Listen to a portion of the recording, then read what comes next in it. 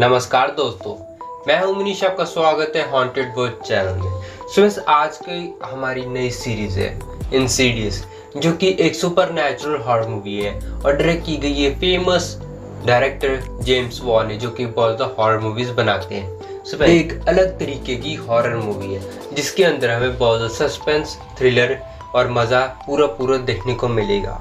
सो ये मूवी थोड़ी यूनिक होने वाली है क्योंकि इस मूवी के अंदर हमें बताया गया एक नई नवजात शक्ति जो कि सिर्फ किसी में पाई जाती है। सो फ्रेंड्स, अब अपनी कहानी को शुरू करते हैं। Insidious chapter 1 2010।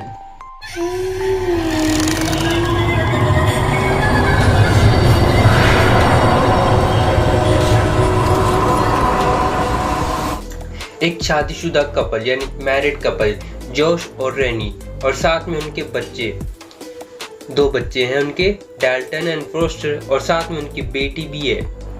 फ्रेंड्स, ये कहानी है मतलब कि एक परिवार के ऊपर। वो शादीशुदा कपल यानी जोश और रेनी, उनकी पूरी फैमिली अभी नए घर में शिफ्ट हुई है, और साथ में उन्हें आते सारी कुछ ना कुछ मिस्टीरियस एंट्री देखने को मिली है। अगले दिन उनमें से एक बेटा यानी कि डाल्टन, जो कि एक अच्छा डाल्टन जो कि उनका बेटा था, बड़ा बेटा, वो एकदम से कोमा में चले जाता है। लेकिन वो क्यों? क्योंकि इसके बीच में कोमा में जाने से पहले उसको मतलब कि कईयों की आवाज़ें आने लगी थी, और साथ में बहुत सारी हरकतें देखने को मिल गई थी, जिसकी वजह से वो कोमा में चले गया। कोमा में जाने का कारण ये था क्योंकि जो डाल्टन था उसके पास एक ऐसी शक्ति थी जिसकी वजह से अपना शरीर छोड़कर दूसरी आत्माओं की दुनिया में भ्रमण कर सकता था। लेकिन वो धीरे धीरे मतलब कि अपने घर से दूर हो गया, और साथ में वो हमेशा 3 महीनों तक कोमा में चले गया। हॉस्पिटल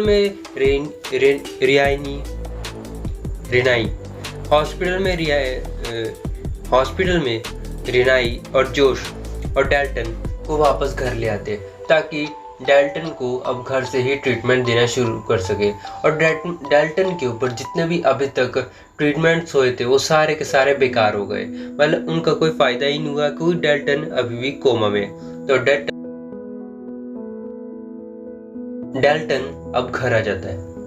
घर आने के बाद उनकी जो फैमिली वही एक्सपीरियंस करती है, यानी कि पैरानॉर्मल एक्टिविटीज, और साथ में बहुत सारे इवेंट्स होने शुरू हो जाते हैं, जैसे कि बहुत ज़्यादा अलग अलग तरीके की आवाज़ें आनी शुरू हो जाती है। उनका जो सिक्योरिटी अलार्म है बार बार रिपीट होता रहता है, और जब भी वो रिपीट होता है तभी मतलब कि उनका जो गेट होता है, मेन गेट, वो खुला होता है। फ्रॉस्टर भी यही क्लेम करता है अभी उसको, मतलब कि जो डाल्टन है वो स्लीप वॉक करता है। जिसके बाद रेनाई को एकदम से मतलब कि जो डाल्टन है उसके जो मतलब कि बेड पे एक फिंगरप्रिंट देखने को मिलता है। वो फिंगरप्रिंट कोई मामूली फिंगरप्रिंट था, वो फिंगरप्रिंट मतलब कि खून से सना हुआ था। जिसके बाद वो बुरी तरह डर जाता, लगता है अभी भी कोई उसके ऊपर अटैक करने वाला है। एकदम से मतलब कि रेनाई के ऊपर अटैक होता है, जिसके बाद वो पूरी तरह मेंटली डर जाती है।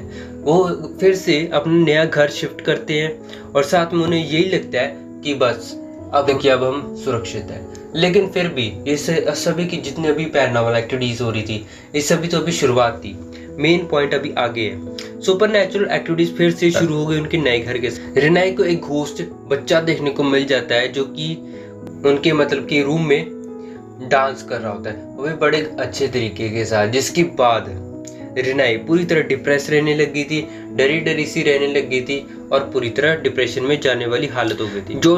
जोश की मॉम यानी लॉरेन, मैं एक चीज बता दूं, लॉरेन मतलब उसकी मॉम का नाम था, तो लॉरेन वॉरेन आप मत समझिएगा। और साथ में इस कहानी के साथ लॉरेन वॉरेंस का कोई हाथ नहीं है, दूर दूर तक ना कोई नाता भी नहीं है। तो आप इस मूवी को बस एंजॉय कीजिए। वो आ जाती हैं, वो मतलब कि एक्सप्लेन करती हैं भी इन्हें शायद नाइटमेयर्स आ रहे हैं, डीमंस आ रहे हैं, और एकदम से एक रेड फेस आता है जो कि जॉश के पीछे होता है, और वो एकदम से इन्हें डरा देता है, जो कि डाल्टन के रूम में भी चले जाता है।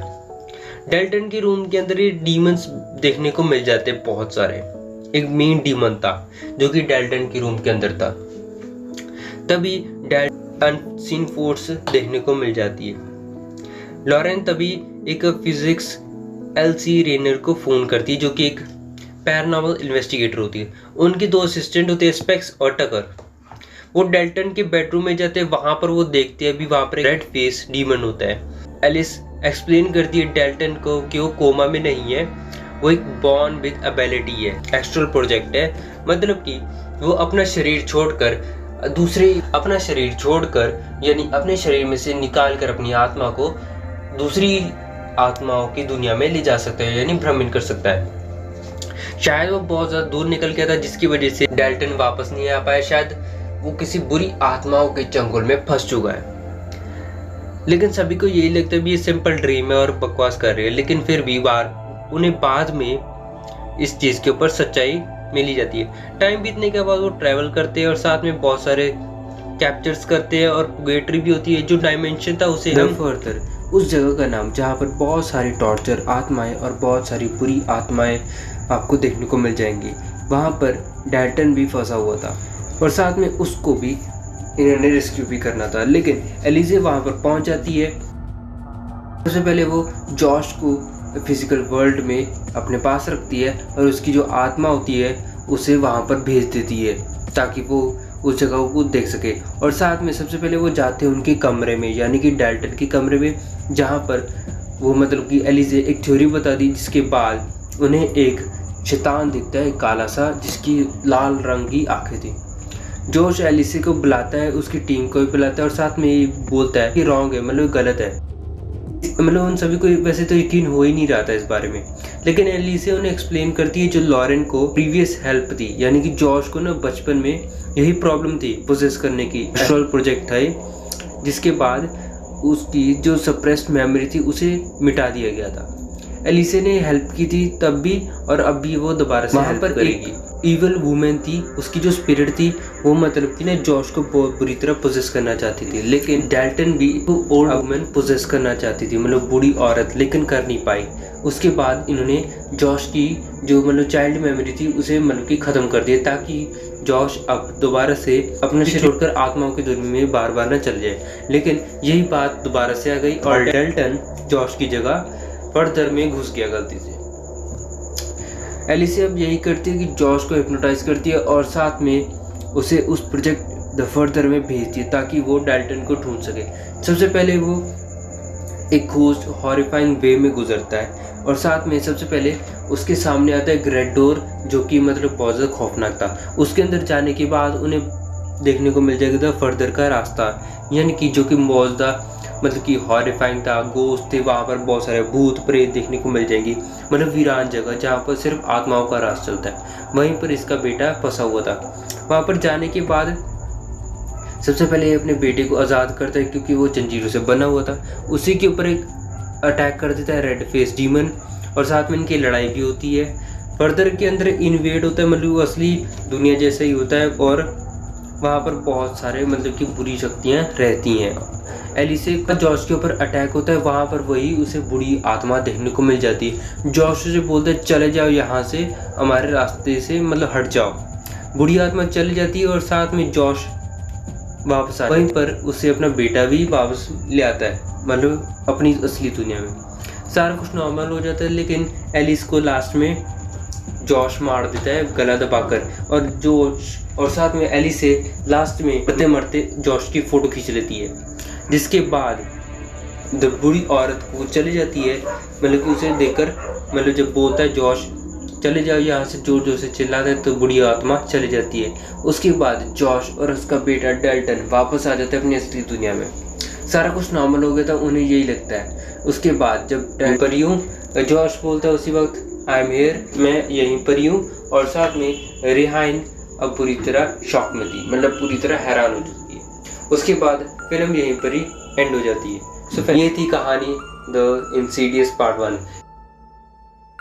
कहानी मतलब हमारी एक्सप्लेनेशन पसंद है तो ज़रूर लाइक कर दीजिएगा हमारे वीडियो को।